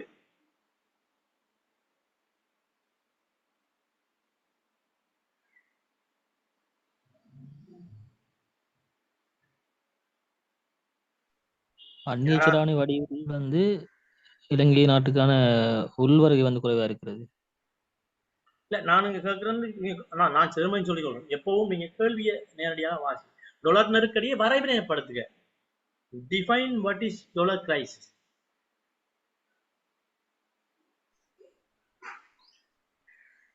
வெளிநாட்டு வர்த்தகத்துக்கு தேவையான வெளிநாட்டு கையிருப்பு குறைநிலையில் காணப்படுவது குறிக்கும். டொலர் கிரைசி என்பது ரைட், அதாவது அதாவது டொலர் கிரைசிஸ் என்று சொல்கின்ற பொழுது அதாவது அந்நிய செலாவணி, அதாவது பொறின் இருப்புக்குடைய அந்நிய செலாவணிக்குரிய ரைட், அந்நிய செலாவணிக்குரிய என்னன்னு சொல்ற பெருமதி, தன் நாட்டினுடைய பெருமதி, அந்நிய செலாவணிக்குரிய தன் நாட்டு நாணய பெருமதி அதிகரிக்கிறதோட அந்த நாட்டு அந்நிய டொலர் வந்துக்கிட்டு இருப்புல ரிசர்வ்ல இருக்கிற இலங்கையில மத்திய வங்கியில இருக்கின்ற, அதாவது ஒரு நாட்டின், இது நாங்க இந்த கேள்வி கேட்டோம்னா பொதுவாகத்தான் எழுதணும். என்ன அதாவது அது நேரடியாக என்னத்தை குறிப்பிடுது என்று சொன்னால் ரைட், ஏனைய அந்நிய செலாவணியுடைய அதாவது அந்நிய செலாவணி கூட பொது எல்லாத்திலையும் ரைட், அந்நிய செலாவணியுடைய பெருமதி வந்துகிட்டு அந்நிய செலாவுக்கு எதிரான தன்னுடைய நாட்டு நாணய பெருமதியினுடைய தொடர்ச்சியான குறைவும் ரைட், தொடர்ச்சியான குறைவும், இரண்டாவது அதனுடைய இருப்பு குறைகின்ற பொழுதும் ஏற்படுகின்ற பொருளாதார இன்ஸ்டெபிலிட்டி, அதாவது பொருளாதார ஸ்திரமற்ற தன்மையும், அதனால ஏற்படுகின்ற ரைட் உலக நிதி சந்தையில அந்த நாட்டு குறிப்பிட்ட நாட்டுக்கு ஏற்படுத்துகின்ற பாதிப்புகளும் தான் டொலர் நெருக்கடி என்பதாக குறிப்பிடப்படுகின்றது. சொட்டாக நாங்கள் சொல்ல போனால் அதாவது அந்நிய செலாவணிக்கு எதிரான நாணய மதிப்பிறக்கமும், அந்நிய செலாவணியுடைய கையிருப்பு குறைவதின் மூடாக அதாவது உலக சந்தையிலே ஏற்படுகின்ற தன் நாட்டுக்கு ஏற்படுகின்ற டிமாண்ட், அதாவது தன்னுடைய நிதிக்கான டிமாண்ட் குறைவைத்தான் நாங்க இதாவது இதுன்னு சொல்லுவாங்க. சிம்பிளா திரும்பவும் சொல்ல போனோம்னா அந்நிய செலாவணியின் தன்னுடைய நாட்டினுடைய நாணய மதிப்பிறக்கம் மற்றும் அந்நிய செலாவணியினுடைய கையிருப்பு குறைதலினூடாக உலக சந்தையிலே அதாவது கேள்வி இலங்கையினுடைய அந்த குறித்த நாட்டினுடைய நாணய பெருமதிக்கு ஏற்படுகின்ற கேள்வி மதிப்பிறக்கத்தினை தான் பொதுவாக டொலர் நெருக்கடி என்று வரைவிலங்கப்படுத்துவார்கள். நீங்கள் நேரடியாக அந்நிய செலாவணி டொலர் நெருக்கடி என்று கேட்டாலும் கூட உங்களுக்கு தெரியும், டொலர் கிரைசிஸ் என்கின்ற பொழுது அந்த பெரும்பாலும் நாங்கள் டொலருங்கிறதான் பேசுவோம். உங்களுக்கு தெரியும், டொலரை மாத்திரம் குறிப்பிடுவதல்ல, அது மதிப்பு வாய்ந்த உலகத்தில் பிரபலம் பெற்ற நாணய அலகுகளைத்தான் இங்கே குறிப்பிடுவார்கள். யூரோவாக இருக்கலாம், டொலராக இருக்கலாம், மத்திய இதுகளோட செய்வாங்க. இலங்கையினுடைய பிரதானமான பணம் இலங்கையினுடைய மாற்றம் இலங்கை என்று வருகிறது டொலராகத்தான் இருக்கும். சில நாடுகள் டொலருக்கு கூட அதிகமான ட்ரேடுகளை செய்வது குறைத்திருக்கும். அடுத்தது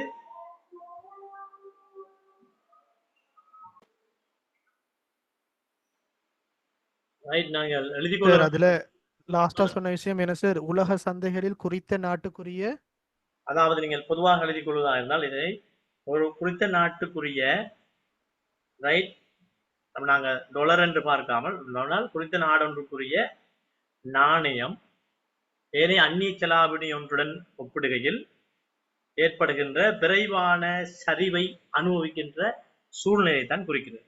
ரைட், இது பொருளாதார உறுதியற்ற தன்மை மற்றும் உலகளாவிய நிதி சந்தைகளில்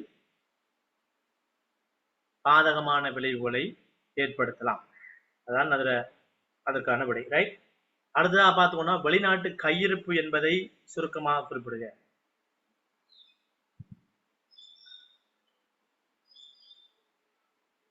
சிலர் வந்துட்டு சிலர் நீங்க பெரும்பாலும் வந்துட்டு தெரிஞ்சு வச்சு கொண்டிருப்பீங்க. இதுக்கான அதிகமான ஆங்கில சொற்கள்ல தெரிஞ்சு வைத்து கொண்டிருப்பீங்க.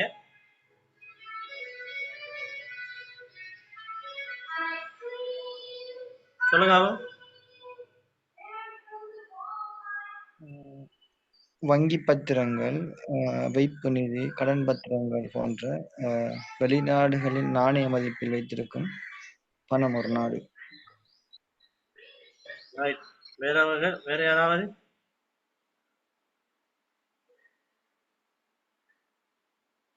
வேற ஏதாச்சும் கருத்துக்கள்?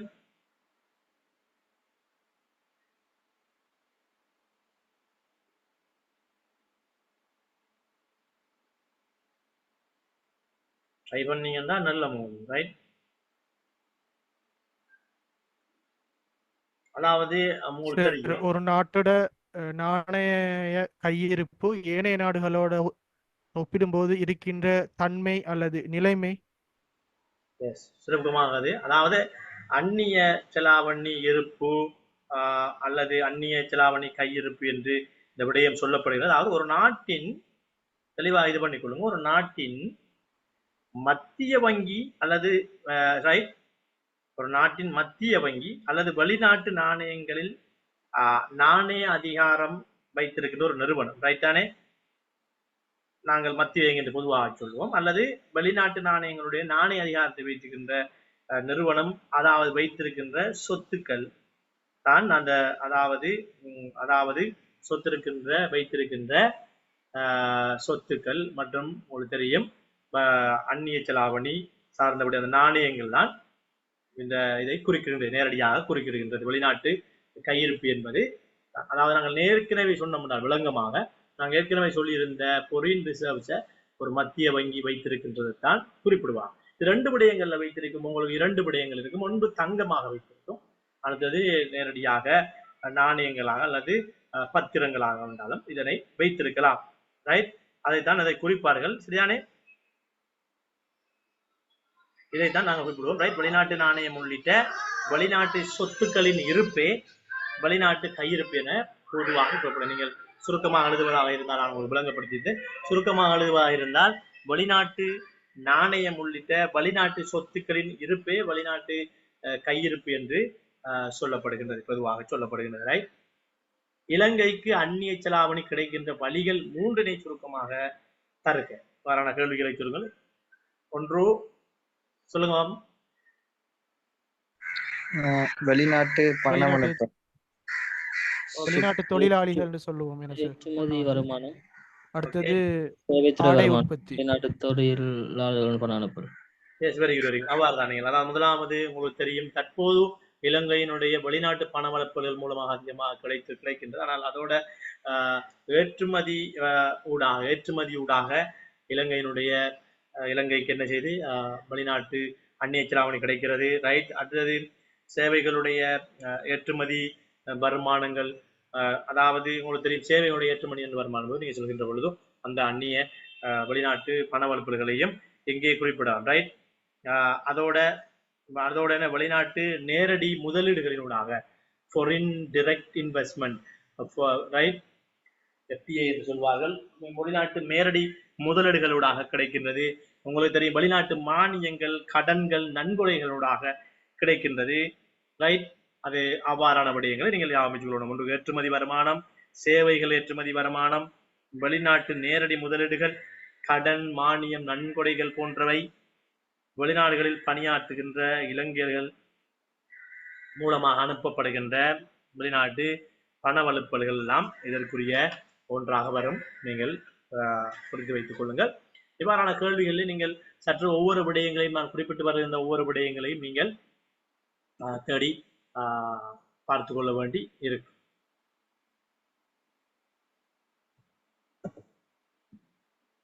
ரைட். அடுத்ததாக நாங்கள் பார்ப்போமாக இருந்தால்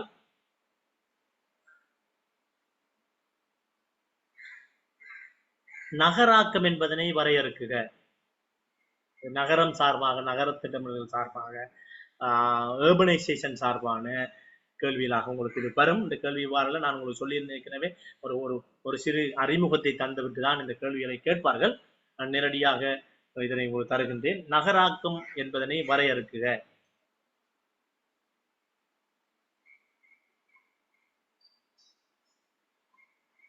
சொல்லுங்க.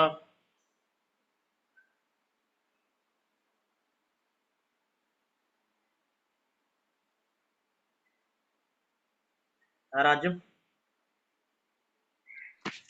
அடர்த்தியான குடித்தொகை, அடுத்தது வளர்ந்து வரும் உட்கட்டமைப்பு. அவ்வாறான விடயங்கள். ஆமா, நீங்க தெளிவாக நகராக்கம் என்பதை வரையறுக்கிறதா இருக்கும். நான் உங்களுக்கு கொஞ்சம் விரிவாக சொல்லுகிறேன், நீங்கள் வரையறுத்துக் கொள்ளுங்கள். நகரமயமாக்கல் என்பது ரைட் நகர்ப்புறங்கள்ல மக்கள் தொகை அதிகரித்து வரும் விகித ரைட் அதிகரித்து வருகின்ற விகிதத்தில் அவங்க வசிக்கின்ற செயல்முறையை தான் பெரும்பாலும் நகராக்கம் என்பது சொல்வார்கள். ரைட் அதாவது ஒரு ஒரு குறிப்பிட்ட மட்டுப்படுத்தப்பட்ட கிராம நிலப்பிரதேசம் ஒன்றுல பெருமளவு செறிவான சனத்தொகை இருக்கின்ற ஒன்றுல சனத்தொகை கொண்ட குடியிருப்புகளை உருவாகுதல் தான் பெரும்பாலும் நகராக்கம் என்பார்கள். ஒரு குறிப்பிட்ட நிலப்பரப்புல அதிகரித்த அளவுல மட்டும், அதாவது குறிப்பிட்ட நிலப்பரப்பு மட்டுப்படுத்தப்பட்ட நிலப்பரப்பு ஒன்றுல அதிகரித்த அளவுல பெருமளவான சனத்தொகை ஒன்றும் கொண்ட குடியிருப்புகளை உருவாகுவதை நாங்கள் நகராக்கம் என்று சொல்லலாம். ரைட் இது நாங்கள் இதை சொல்லலாம் நகராக்கம் என்று.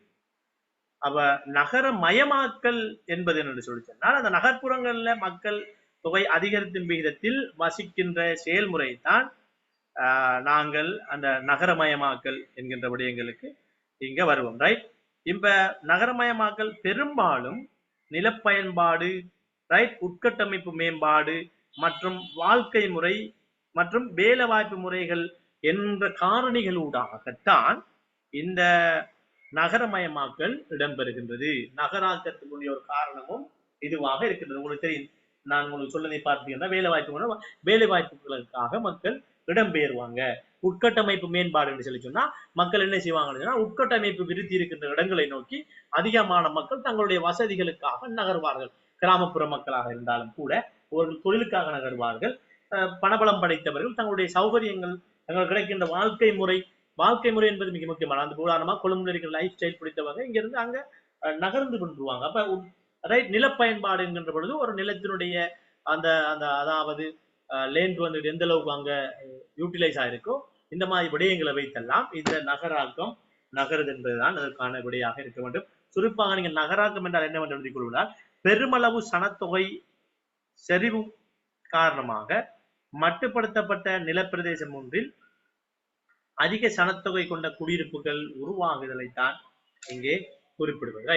அடுத்தது இலங்கை போன்ற வளர்முக நாடுகளில் விரைவான நகராக்கத்துடன் இணைந்து காணப்படுகின்ற பிரச்சனைகள் 3 தருக. ரைட் அதை எழுதி வைத்துக் கொள்ளுங்கள். ஒன்று நமக்கு நேரமில்லாத நான் செய்து கொண்டு செல்கிறேன். நிலத்தின் பெருமதி அதிகரித்தல், ரைட் அந்த சூழல் மாசடைதல், சமூக விரோத நடவடிக்கைகள் அதிகமாகுதல், சுகாதார ரீதியான பிரச்சனைகள் அதிகரித்தல், அல்லது சட்ட ரீதியற்ற அல்லது சட்டத்துக்கு முரணான சேரிப்புற குடியிருப்புகள் உருவாகுதல். இவைதான் இது உங்களுக்கு வாரான கேள்விகள் நாம் வருவதற்கான வாய்ப்பு இருக்கின்றது. நகரமயமாக்கத்துடன் கூடிய பிரச்சனைகளை தீர்ப்பதற்கு நடவடிக்கை எடுக்கும் போது கவனிக்கப்பட வேண்டியதாக உம்மால் கருதப்படும் 2 விடயங்கள்.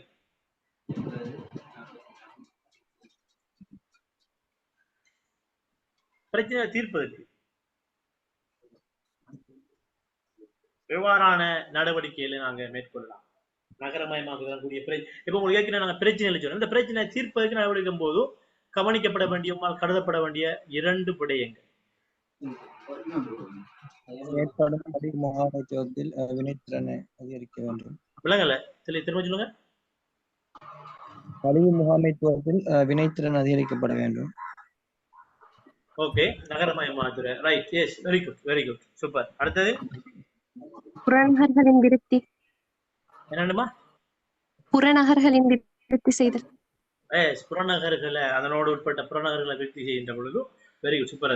என்றால் எவ்வாறு நகரமயமாக்கம் அதிகரிக்கின்ற பொழுது புறநகர்களை தங்கள் உட்கட்டமைப்பு சார்பாக அவ்வாறான சிந்தனைகள் தான் உங்களுக்கு அதாவது நீங்க இப்படி சொல்லக்குள்ள எங்களுக்கு எப்படி இது வர்ற மாதிரி அங்க இப்படியான விடயங்களை நீங்க இந்த கழிவு மற்றும் சொல்றாரு இந்த புறநகர்களின் விருத்தி என்பதெல்லாம் இந்த ஐடியாஸ் கொடுக்கப்படுகின்ற பொழுது உங்களுக்கு முழு மார்க்ஸ்களை வழங்குறதுக்கு உங்களுடைய பரிச்சயத்திற்கு ரெடியா இருப்பார். இவ்வாறு சிந்திச்சு கொள்ளுங்க.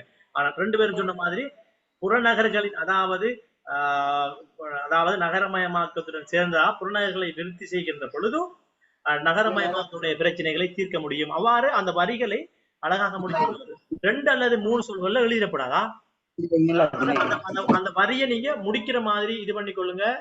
யார் இஷ்டபாரிக்கு ரஸ்னி மீட் பண்ணி கொண்டு இது பண்ணுங்க உங்களோட மைக்ஸ்களை. ரைட், அடுத்தது சார் அதுக்கு ஆன்சர் இப்படி வருமா சார்? அதாவது நிலைபேன் அபிவிருத்தி ரீதியில் திட்டங்களை மேற்கொள்ளுதல். நிலைபேன் அபிவிருத்திக்கு நான் சொல்றேன் நிலைபேறான அபிவிருத்தி திட்டங்களுடன் நகர்மயமாக்கல் இது பண்ணுதல். அதாவது அடுத்தது என்ன கிரீன் என்வயர்மெண்டல் என்கின்ற அதாவது பசுமை பேணுகின்ற என்னன்னு சொல்ற கிரீன் என்வயர்மெண்ட் சொல்ற போது பசுமை சுற்றாடலும் கூடிய திட்டங்களோடு நகர்மயமாக்கதை நகரை அபிவிருத்தி செய்தல் அவ்வாறான விடயங்கள் நிறைய வரலாம். பொல்யூஷனை இது பண்றதுக்கெல்லாம் அந்த இது வரும். சாதாரணமாக உங்கள்ட்ட 2 தான். இப்ப நீங்க 2 பேர் ஆன்சர் பண்ணியிருந்தாங்க, சூப்பர். அவ்வாறு நாங்கள் எங்களுடைய ஆன்சர்களை இது பண்ணணும். ரைட், இப்ப சொல்றது சரிவாகுதுன்னா என்ன புறநகர்கள் இப்போ கொழும்புடைய புறநகர்களை நாங்கள் டெவலப் பண்ணும் பொழுது அந்த இடத்துல இருக்கிற மக்கள் மற்ற இடங்களுக்கு மைதாகுவதற்கான வாய்ப்புகள் உருவாகும். நாங்க பெரிய கேள்விகளுக்கு போனோம் என்று சொல்லி சொன்னால் அடுத்தது 36வதாக இலங்கையின் பொருளாதாரத்திற்கு பாரிய பங்களிப்பை வழங்கக்கூடியவாறு இளைஞர் தொழிற்படையை வினைத்திறனான முறையில் பயன்படுத்தக்கூடிய ஏற்றவாறு தங்களால் முன்வைக்கப்படக்கூடிய ஆலோசனைகள் 4 தருக. இது ஸ்ட்ரக்சரல் சார்பான இதாக இருக்கும். நீங்கள் இந்த 4 ஆலோசனைகளையும் ஸ்ட்ரக்சரல் சார்பாக வருகின்ற மாதிரி நான் அப்பதே சொன்ன மாதிரி ஆரம்பம் ஒன்றை எழுதிவிட்டு இந்த 4களையும் எழுதி ஒரு சின்ன ஒரு கன்க்ளூஷன் ஒன்று நீங்க கொடுத்துட்டு வெளியாகிறீங்கனால்தான் உங்களுக்கு எல்லா மாறாக நீங்கள் வளமையாக எவ்வாறு எழுதியிருப்பீங்கன்னா 4க்கும் 4 பாயிண்ட்ஸ் எழுதி போட்டு வெளியாகிருப்பீங்க. அவ்வாறு அல்ல, திறம்பாக நீங்கள் எழுத வேண்டியிருக்கும். ரைட், ஒழுங்குமுறையான மனிதவள அபிவிருத்தியூடாக ரைட் தேசிய மற்றும் வெளிநாட்டு தொழிற்சந்தையில் பயிற்றப்பட்ட தொழிலாளர்களை இலங்கையின் தொழிலாளர்களாக இலங்கையினுடைய இளைஞர்களை மாற்றுது. ரைட், இலங்கையின் பொருளாதாரத்துக்கு பாரிய பங்கை வழங்கக்கூடியவாறு தொழிற்படையை நாங்கள் என்ன செய்யணும்? அதாவது மனிதவள அபிவிருத்தி ஒழுங்குமுறையான ஒரு மனிதவள அபிவிருத்தியூடாக பயிற்றப்பட்ட முறையில தேசிய மற்றும் சர்வதேச தொழிற்சந்தைகளுக்குள் போட்டியிடக்கூடிய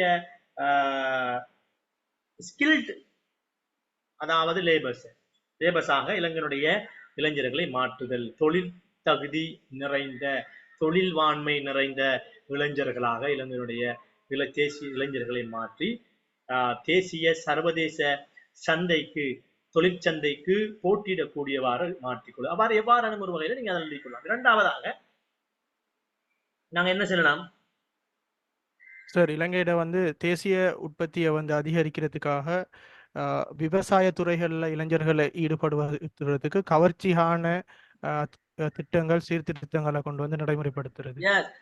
ஏற்றவாறு அதைத்தான் சொல்றோம் கவர்ச்சியான.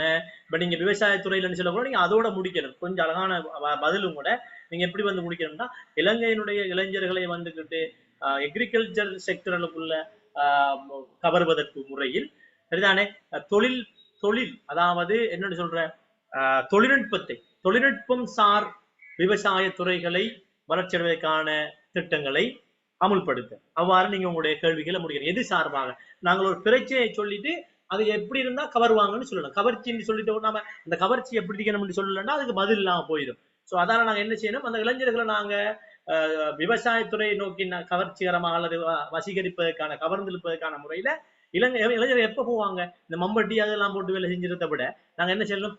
தொழில்நுட்பம் சார்பான உங்களுக்கு தெரியும் வெளிநாட்டுல நீங்க அதை பார்த்திருப்பீங்க, சில வீடியோஸ் எல்லாம் பார்த்திருப்பீங்க.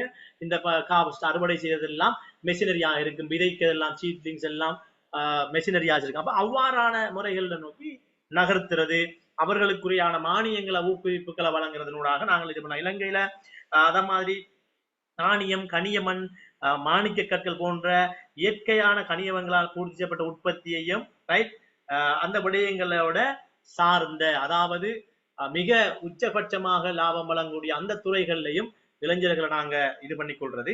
அடுத்து நாங்க என்ன பண்ணலாம், சார் இலங்கையோட பல்கலைக்கழகங்கள்ல வந்து இருக்கிற குறிப்பா வந்து கெண்டி, காலி, தென்கிழக்கு அதாவது மட்டக்களப்பு பிரதேசங்கள்ல இருக்கிற மாணவர்களை ஒன்றிணைத்த வகையில ஒரு சுற்றுலா ரீதியான வேலை திட்டங்களுக்காக அந்த மாணவர்களை பயன்படுத்தி அந்த இளைஞர்கள் அந்த தொழிற்படையை வினைத்திறனாக்குது. உதாரணத்துக்கு அதோட மிக பிரதானமாக நாங்கள் எடுத்துக்கலாம் இலங்கையுடைய பல்கலைக்கழகம் 3ஆம் நிலம் கல்விக்குரிய கல்வி கொள்கைகளை பாடவிதானங்களை வந்துக்கிட்டு தொழில்நுட்பம் சார்பாகவும் மாணவருடைய ஆற்றல்கள் ஆர்வங்கள் எந்த வகையில் இருக்கின்ற சார்பாகவும் அவர்களை தொழில்நுட்ப ரீதியாக இது செஞ்சு பயிற்றுவித்தல், அவருடைய பட்ட படிப்புகளை தொழில்நுட்பம் சார்ந்தாக அதிகமாக மாற்றுவது உங்களுக்கு தெரியும். இவ்வாறான கல்வி சீர்திருத்தங்களூடாகவும் மாற்றி அமைக்கலாம். இவ்வாறான விடயங்களை நீங்க உதாரணமாக கிராமிய மட்டத்தில் செயற்படுகின்ற அபிவிருத்தி திட்டங்களுக்கு ரைட், அந்த மாதிரியான அபிவிருத்தி திட்டங்கள்ல இளைஞர்களை வளர்க்கின்ற இளைஞர்களுடைய திறன்களை முன்னெடுத்துகின்ற அடிப்படையில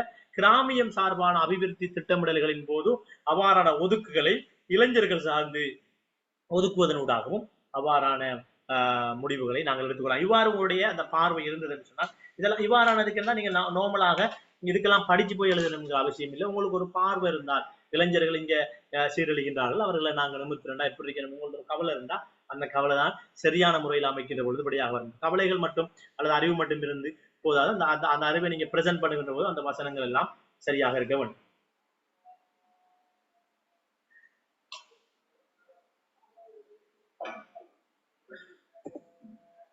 சூழல் நட்பான சமுதாயம் ஒன்றை கட்டமைக்க மேற்கொள்ளப்படக்கூடிய நடவடிக்கைகள் நாளை விளக்கு. Right, friendly environment, right, friendly environment community, அதாவது என்வைரன்மெண்டல் ஃப்ரெண்ட்லி என்வைரன்மெண்ட் என்பதை விட என்வைரன்மெண்ட் ஃப்ரெண்ட்லி கம்யூனிட்டி ஒன்றை நாங்க கட்டமைக்கிறோம்னா என்ன நடவடிக்கைகளை மேற்கொள்ளலாம் சொல்லுங்க. அதே மாதிரி யோசிங்க. இருக்கு ஆரம்ப பிரிவு மாணவர்களிடையே தொடர்பான விழிப்புணர்வை முறைசாரா சுற்றாடல் கல்வி ஆரம்ப நிலை மாணவர்களிடமிருந்து பாடத்திட்டத்துல உள்ளடக்கிறதோட அந்த சிலபஸ்ல இருக்கிற விடயங்களை அமுல்படுத்துற மாதிரியாக சிறு வயதிலிருந்து மாணவர்களை நாங்கள் அவர்களுடைய என்ன சொல்ற அட்டிடியூட் உளப்பாங்கு மாற்றத்தை கொண்டு வரணும். ஜஸ்ட் நாங்க படிப்பிச்சு போட்டு மட்டும் விடாது, என்ன செய்யணும், அந்த டைம்ல இருந்து அவர்களுடைய சிரமதானங்கள், மரம் நடுகை போன்ற சிறு சிறு விடயங்கள்ல, அடுத்தது நாங்க வேஸ்ட்டுகளை எவ்வாறு ரிமூவ் பண்றோம், ரீசைக்கிளிங் போன்ற விடயங்கள்ல அவர்களை நாங்க பயிற்றுவிக்கக்கூடியதாக இருக்கு. ரைட், அடுத்தது நாங்க என்ன சொல்லலாம் சொல்லுங்க.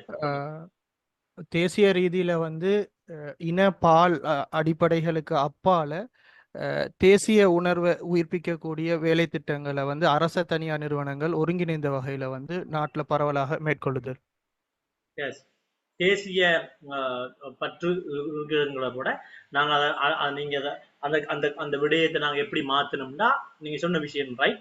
நாங்க இதுக்கு சூழல் நட்பான சமுதாயம், அப்ப நாங்க என்வைரன்மெண்டோட சார்பாடு, அப்ப என்ன சூழலை நேசிக்கத்தக்க சமூகம் ஒன்றை உருவாக்குவதற்காக நீங்க சொன்ன மாதிரி அரசு சார்பான நிறுவனங்களை ஒருங்கிணைச்ச செயற்பாடுகளை நாங்க மேற்கொள்றது.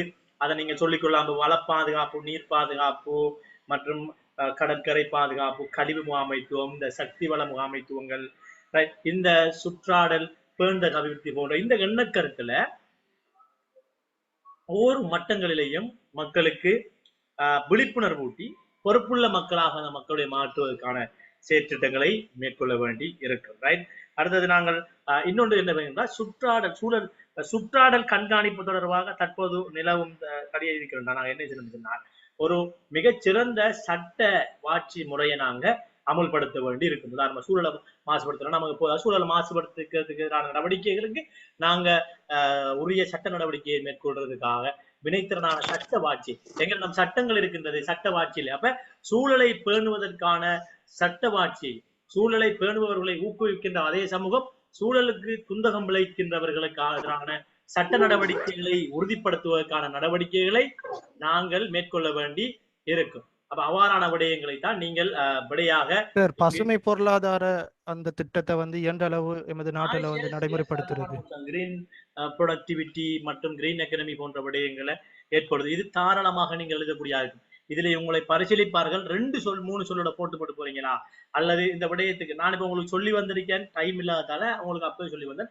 இப்ப நீங்க இதை சொல்லிட்டு நான் சொல்லி வந்த எல்லாத்துக்கும் நீங்க என்ன செய்யணும்டா, இந்த கேள்விகள் அதாவது முதல் கேள்விகள் இல்ல 36, 37, 38, 39, 40 கேள்விகள் அனைத்துக்கும் நீங்கள் ஒவ்வொரு உதாரணத்தை சொன்னீங்கன்னா சரி, ஓகே தான். நான் சொல்றேன், பிடிச்சிட்டீங்களா?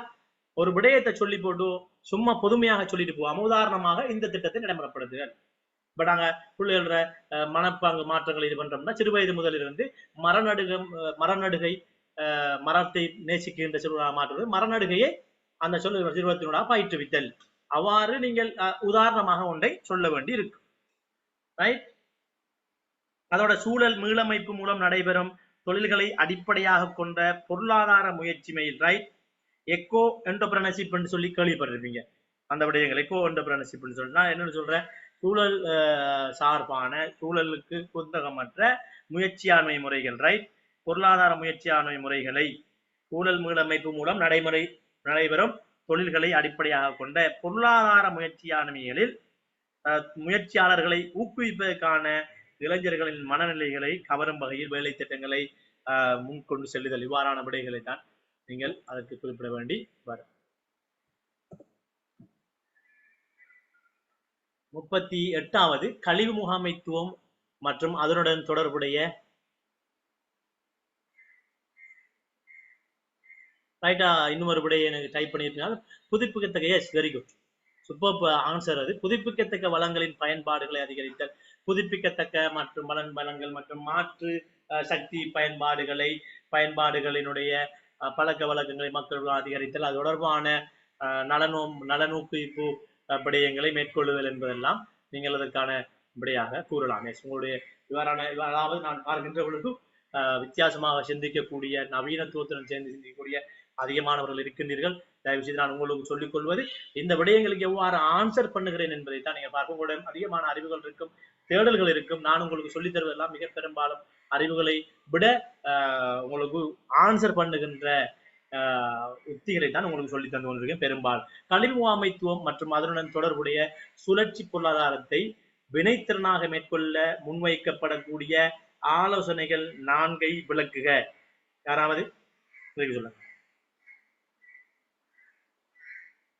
சார். கழிவு முகாமைத்துவத்தை தொடர்பாக மக்களுக்கு அறிவூட்டுதல், குறிப்பாக வந்து பெண்களுக்கு அறிவூட்டி அந்த கழிவுகளை தரம் பிரிக்கிறது சம்பந்தமாகவும், அந்த கழிவுகளை எப்படி வீடுகளில் வந்து மேல் சுழற்சி செய்யறதுக்கான வேலை திட்டங்களை மேற்கொள்றது சம்பந்தமான ஒரு செயற்திட்டத்தை வந்து பரவலாக்குது. ஓகே, எஸ் எஸ், அது ஒன்று. ரைட். அதோட சேர்த்து நாங்கள் சிறுபராய முதல் என்ன செய்யணும்னா பேண்டகு நுகர்வுங்கிற ஒரு எண்ணக்கருவுன்றீங்க உங்களுக்கு தெரியும் தானே, விளக்கமாக அதை உங்களுக்கு சொல்லும் போதே விளங்கியிருக்கு. பேண்டகு நுகர்வு, சஸ்டைனபிள் கன்சம்ஷன் என்கின்ற ஒரு விடயம். அந்த எண்ணக்கருவை அறிமுகப்படுத்தி அது தொடர்பாக விழிப்பூட்டி பாடசாலை பராயங்கள் முதல் மக்களுக்கு வழங்குவதற்கான நடவடிக்கை எடுத்தல், கழிவுகள் உருவாக்கப்படும் வழிகள அளவுகளை குறைத்தல், அத்தோடு அதாவது என்ன சொல்றது, உட்காத கழிவுகளினுடைய அல்லது சூழலுக்கு பாதிப்பு அதிகமாக ஏற்படுத்தக்கூடிய கழிவுகள் மீதான வரிகளை அதிகமாக இது பண்ணுதல். அப்ப அவ்வாறான விடயங்களை நாங்கள் கூடலாம். அடுத்தது சுற்றாடல் சார் கைத்தொழில் வலயங்கள் ஆரம்பித்து பசுமை பொருளாதாரம் ஒன்றின நாட்டு பிரஜைகளுக்கு நாங்கள் அறிமுகப்படுத்தக்கூடியதாக இருக்கலாம்.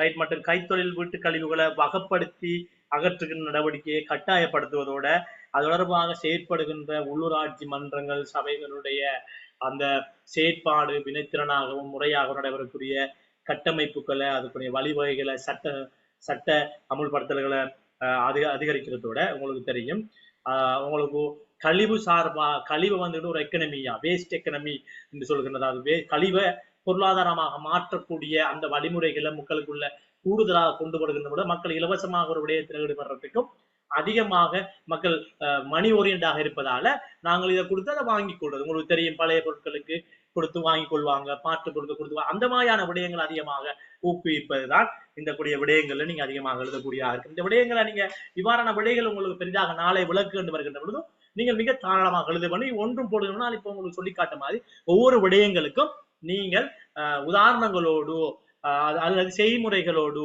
அல்லது நீங்கள் கண்ட சக்சஸ் ஸ்டோரியோடு அந்த விடயத்தை முடிப்பதுதான் சிறப்பாக இருக்கும் உங்களுக்கு என்று சொல்றேன். ரைட்.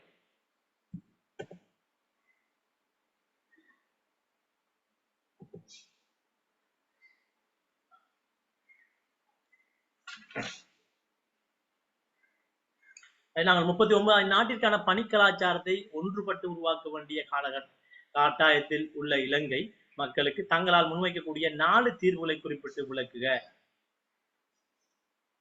இந்த பணி கலாச்சாரம் என்கின்ற பொழுது நான் உங்களுக்கு சொல்கிறேன், அரச சேவை சம்பந்தமான விடயம், சேவிஸ் சம்பந்தமான கல்ச்சர். இங்கே அரச ஸ்டேட் சேவிஸ் கல்ச்சர் என்பது அது மட்டுமல்ல, இலங்கையினுடைய தனியார் துறைகளும் வீழ்ச்சி அடைந்ததாகத்தான் இருக்கின்றன. சேவை துறைகளில் மற்ற நாடுகளுடன் ஒப்பிடுகின்ற பொழுது இலங்கையினுடைய தனியார் துறையும் பலவீனமான ஒன்றாக காணப்பட்டாலும் இலங்கையுடைய அரச சேவையுடன் ஒப்பிடுகின்ற போது தனியார் சேவையினுடைய சேவை தன்மைகள் அதனுடைய மதிப்புகள் அதிகமாகத்தான் இருக்கின்றன. எனவே இந்நாட்டின் பணி கலாச்சாரத்தை ஒன்றுபட்டு உருவாக்க வேண்டிய கட்டாயத்தில் உள்ள இலங்கை மக்களுக்கு தங்களால் முன்வைக்கக்கூடிய 4 தீர்வுகளை குறிப்பிட்டு விளக்குக. எவ்வாறான வழிமுறைகள் ஊடாக இந்த பணி கலாச்சாரத்தை ரொம்ப சிறந்ததாக, வினைத்திறனானதாக, நாட்டுக்கு உற்பத்தி திறன் மிக்கதாக கட்டியெழுப்பலாம் என்பது சம்பந்தமாக உங்களுடைய யாரேனும் ஒரு 4 பேர்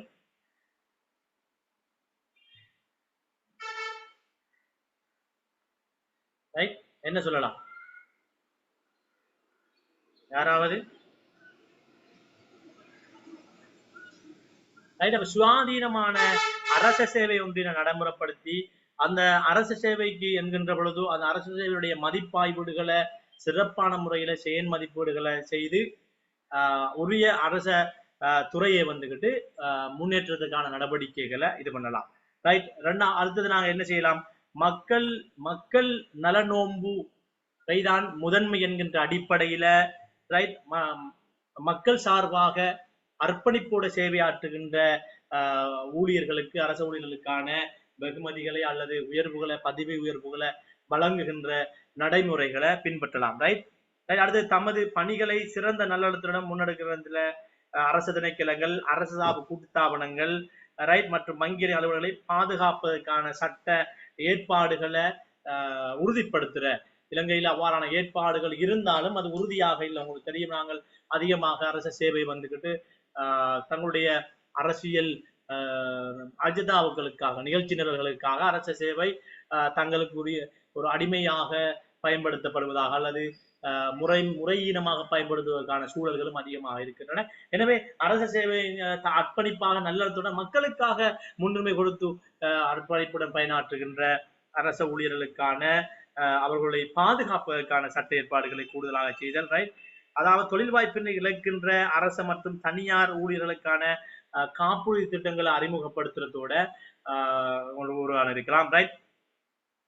அடுத்தது அடுத்த விடயம் என்று சொன்னால், அரச ஊழியர்கள் மனநிலை ரீதியாகவும் உடலியல் ரீதியாகவும் திடம் மிக்கவர்களாக திகழ்வதற்குரிய சுகாதார மற்றும் ஏனைய சுற்றாடல் அம்சங்களை தாபித்துக் கொடுக்க.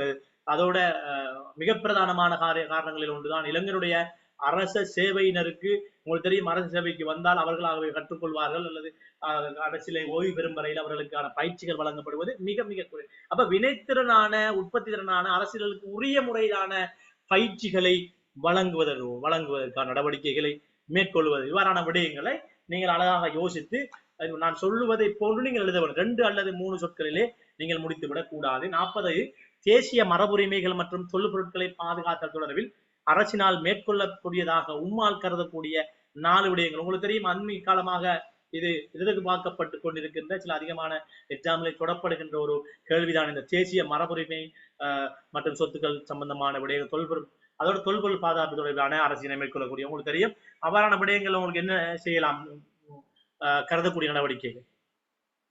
சார், அதாவது தேசிய மரபுரிமைகள் மற்றும் தொல்பொருட்களை பாதுகாத்தல் தொடர்பாக சட்டங்களை மறுசீரமைத்தலுடன் இற்றைப்படுத்திக் கொள்ளுதல். Yes, very good, very good. அதோட சார் பாடசாலை மட்ட ரீதியாகவும் சமூகவியல் ரீதியாகவும் மக்களுக்கு ஒரு விழிப்புணர்வை ஏற்படுத்து, குறிப்பாக பாடசாலை மாணவர்களுக்கு இது தொடர்பான மதிப்பு தன்மையை எடுத்து கூறுவதோட அரசாங்கத்தின் அபிவிருத்தி நடவடிக்கைகளின் போது பிரதேசங்களில அவை அதன் உண்மைத்தன்மை அவை அழிவடையாமல் பாதுகாத்துக் கொள்ளுதல் என்றவாறு. எஸ் எஸ் அவ்வாறான விடயங்கள் தான் நாங்கள் சொல்ல வேண்டும். சட்டத்திட்டங்களில் அவசியமான சீர்திருத்தம் செய்து தொல்பொருட்கள் பாதுகாப்பதற்கு அதோட அதிவியர் பாதுகாப்பு வழங்குகின்ற அடிப்படையில் நாங்கள் நடைமுறைக்கு எடுக்க வேண்டி இருக்கும். ரைட், சொல்லுங்க. நாட்டில் காணப்படுற தேசிய மரபு உரிமைகளை வந்து அரசு சொத்துக்களாக பிரகடனப்படுத்தி அதை வந்து சுற்றுலாத்துறைக்காக பாதுகாப்பு செயற்திட்டங்களோட அதை மேற்கொள்ளுதல். Very good, very good, super answer. இவ்வாறு தான் உங்களுடைய ஆன்சர் இருக்கு. இப்ப இவர் எப்படி சொன்னாரோ அதைத்தான் நாங்கள் எழுதுறோம்.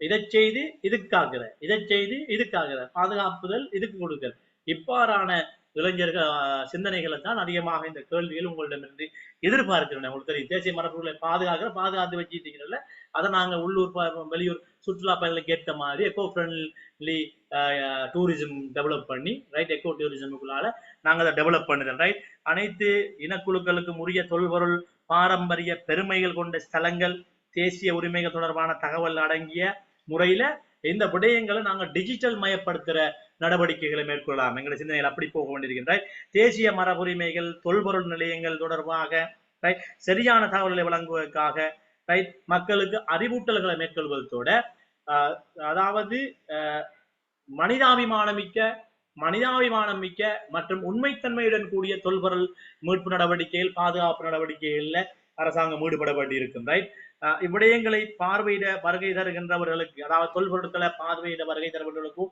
உரிய விழிப்புணர்வுகளையும் அறிவுறுத்தல்களையும் வழங்குவதோடு மாத்திரமல்லாமல் அவர்களுக்கான வசதிகள் சௌகரியங்களை அதிகரித்து நடவடிக்கைகளை மேற்கொள்வதன் ஊடாக இது அடுத்தது தொல்பொருட்கள் சம்பந்தமாக சிறுவயது நீங்க சொன்னதை போன்று பாடசாலை மட்டத்திலும் பிறக்கின்ற மக்களுக்கும் விழிப்புணர்வுகளையும் அறிவுகளையும் வழங்குவதனூடாக அந்த மக்களை, அந்த பிரஜைகளை பிறந்த எதிர்காலத்தில் தொல்பொருட்களை பாதுகாக்கின்ற அட்டிடியூட், அதாவது உளப்பாங்குள்ள மனப்பாங்குள்ள பிரஜைகளாக மாற்றம். நாங்க என்னத்தை நாங்க செய்வோம் என்று சொல்லிச்சுனாலும் நீங்க இவ்வாறான கேள்வி விடயங்களை நீங்க அந்த மனப்பாங்கு மாற்றம்ங்கிறத உருவாக்கி கொள்ளுங்க. எதா இருந்தாலும் மனப்பாங்கு மாற்றமே நாங்கள் சட்டம் என்பதை விட சிறு வயதிலிருந்து ஒரு சமூகம் எவ்வாறு மாறுகின்றதனால் அதனுடைய அடுத்த சமூகத்தினூடாக 10 வருடத்துக்கு ஒரு தரம் சமூக மாற்றம் இடம்பெறுவதாக சிக்மன் ஃப்ரை கூறுகின்றார். அதே போன்று நாங்கள் ஒவ்வொரு அடுத்தடுத்த பரம்பரைகளாக வருகின்ற மக்களுக்கு இந்த விடயங்களை தெளிவூட்டி சமூக மாற்றத்தை ஏற்படுத்துவதற்கான நடவடிக்கைகளை நாங்கள் மேற்கொள்ள வேண்டும்.